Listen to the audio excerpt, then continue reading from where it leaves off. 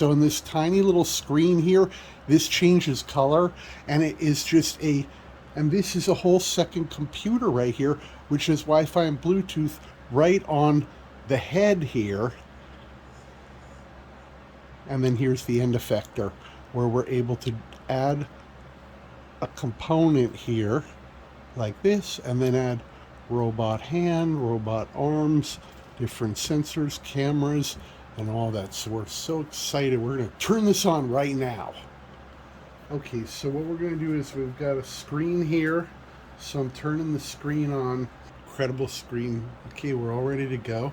So all we got to do now is just push that red button, and that's the power with the 0 and the 1, and the 1's going to be the on. We have a keyboard here, a roll-up keyboard here, the Sungwoo keyboard. It's really cool. And we plug that in, and then I have a mouse over here, which I plugged in because there's 4 USB and there's 2 USB 3, and there's an Ethernet, which we'll probably plug in a minute. So here we go. All we gotta do is push this button and turn it on. Now this is going to turn on, and the Raspberry Pi is turning on now. And then it's going to start up the Raspberry Pi basically. And then we're going to open up various robot operating controls that have opened up really quick. Now some of the language is in Chinese, so I'll show you really quick how to switch it to English. And then most of it will all be in English. We have RoboFlow here. myBlockly is really good, and myStudio. So first what we're going to do is we're going to change the first we're going to change this from Chinese, because I can read some Chinese, but we're going to change it to English for you guys. Hi guys, so I'm really excited. I got the robot started. It booted up really quickly. It got me into Raspberry Pi. The only thing you need to know is up here when you get this started. I know some Chinese, but you won't know Chinese probably. So you go up to the Raspberry Pi up here. Everything's going to be in Chinese, but right above where the paper airplane is, run, is going to be in Chinese preferences right here. But if you go and hit this right here, preferences, which kind of looks like a little menu, and then you go over here and you go into Raspberry Pi system configuration, then you go into localization and set locale. You're actually going to want to change this to English and the country United States, and like I just did before, and then everything's going to be in English. The only other thing you're going to do is, if you want to use myBlockly, which is a nice easy block type robotic programming operating system here, you would go here. It looks like a little square with 4 dots on the right, and it's going to be in Chinese, but at the bottom it's going to be in Chinese right here. But with this gear, you hit settings, this is going to be in Chinese, but then you switch this and it's going to switch to English. But then the theme, sometimes it's going to switch to English, but this didn't switch to English. But you have a normal theme, and then you can switch down to this other Chinese icon, which is actually the dark theme. But it's the same thing. I'm going to actually program the robot to make a few simple moves with this myBlockly, but you can only have one program at a time open as they conflict. So I do want to show you RoboFlow here, which is really incredible. What we're going to do is we're going to go to GitHub, and we're going to get the raw system, the robot operating system, because with the raw system, that's the most generic robotic operating system, and that's going to allow us to work the best with NVIDIA Omniverse, the collaborative metaverse for creators and developers and engineers, so that we can actually bring this into NVIDIA Omniverse, Isaac Sim in Linux. And I'll actually, on this Linux system, I'm going to be able to add NVIDIA Omniverse, and then we add a server on there, the Nucleus server, and then I'm going to be able to open up Isaac Sim, and I'm going to be able to actually control the robot. I'm going to actually bring in the robot as its own robot, or use like a Franco robot as this, and then I'm going to be able to control the robot from NVIDIA Isaac Sim, and not only control the robot, but I'm actually going to be able to put the robot in different synthetic environments, like in a synthetic office building or outside, bring in synthetic data and animation, or on an industrial platform, and show you a visual synthetic animation of the data like it would be in the real world, so we can actually test it and the safety features and all that before we actually deploy that software onto the robot and that program system we want to use to control the robot.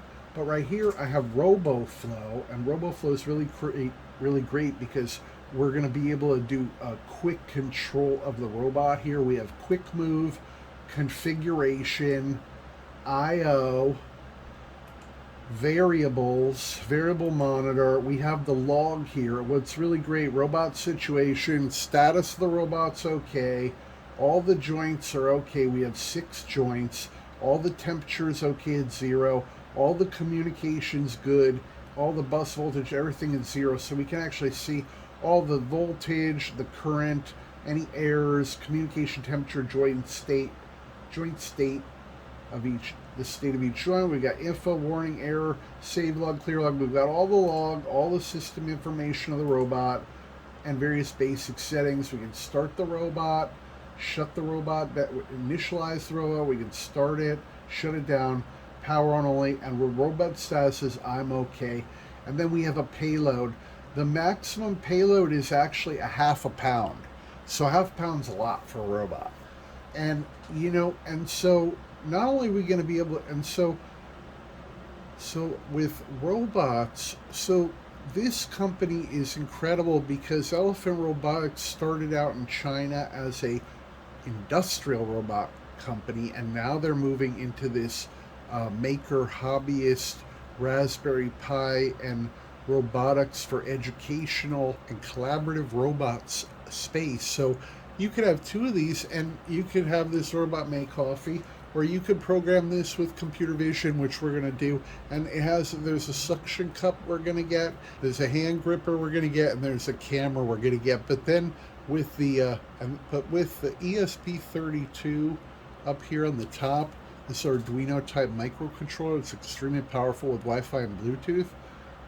And the connectors up there, there's a Grove Seed connector and a bunch of GPIO pins. We can add anything up there, including we're going to add the FLIR thermal camera because we have the FLIR thermal camera sensors now. So we've been really wanting to get the FLIR thermal camera sensor to do the temperature and the heat signature and the thermal imaging, and then attach that to a robot arm, and then program that with AI and machine learning and Intel OpenVNow, and use pre-trained machine learning models and object detection, object recognition, and all that. So it's really incredible. So what I'm going to do is I'm just going to set this up really quick with my Blockly, and we're going to set the robot to 0, and then we're going to manipulate just a few of the joints and just check that out to see how the robot works. Okay, so we're going to start out with my Blockly, and we're going to set, and so right here it already has the port set and the baud set, and then here it's color coded, and so we're going to go up. MDI control is going to take us to set angle. We're going to 0 out the angles. We're going to put into sleep mode, that's under time. Then LED, we're going to change, there's an LED right here in the back on the ESP32. We're going to change the color of the LED a few times, and then we're going to do a few different joint angles, and then we're going to bring the angles back to 0. And then right here there's a speed. So we're going to do 25 and 30 on the speed. 10's very slow, 50's very fast. So you don't want to go too fast in this. We'll get starting on this. So all we have to do right here is hit run, and the robot should work, and that's it. There you go. Amazing. I'm so happy about this. Look at this robot. And there it is. Child process exited with code 0. So now I can use this myBlockly to actually change the color on the LED and to program the robot in any way, any movement, all the joints, pick up objects, and then also here all different variables, functions, GPIOs, jogging, the servos, LED gripper we can control, and then a RoboFlow we can use